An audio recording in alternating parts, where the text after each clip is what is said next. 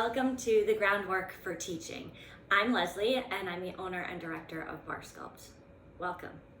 Today is not a workout and it's not yet a teacher training. This class exists because before we build something strong, the ground must be prepared. Before we study exercises, choreography, or even the programming, we need to prepare the mindset of the teacher. That's what today's about. If you'd like to continue to Bar Sculpt trainings, whether it's bar, Pilates, or sculpt, this is the foundational class, the groundwork beneath everything else we'll learn. Teaching movement is a privilege. Clients trust us with their bodies, their injuries, their fears, and sometimes their recovery.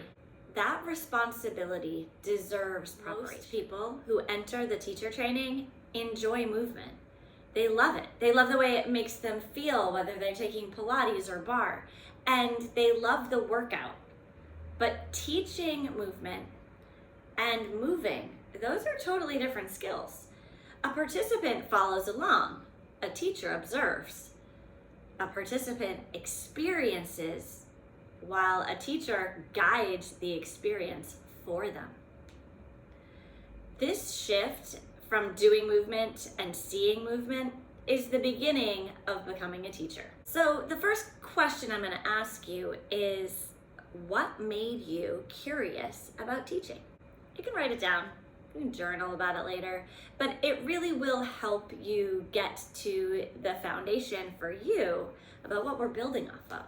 What type of teacher do you want to become? A Bar Sculpt training, again, regardless of the modality, is based on 3 different tenets. The first being precision, the second respect, and the third presence. So precision is that movement isn't random.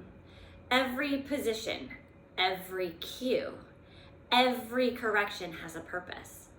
Precision protects the body and deepens the work.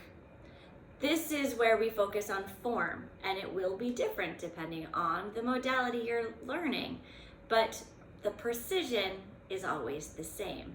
Respect means respecting the body in front of you. Not every client moves the same way. Not every exercise is going to look the same inside each classroom. Respect also means respecting the method and the craft you're teaching.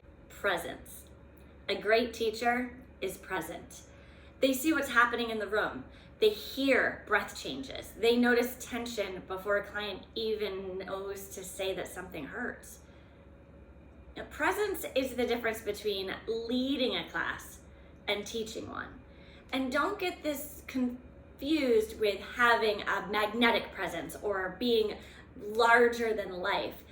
No matter what your personality and style is, you can still show up and have presence. Developing the teacher's eye.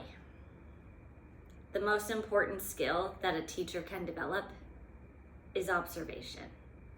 Before we correct movement, we must learn to see the movement. Demonstrating exercises like the half curl can be done in so many different ways incorrectly, but that doesn't mean it can only be done one way correctly.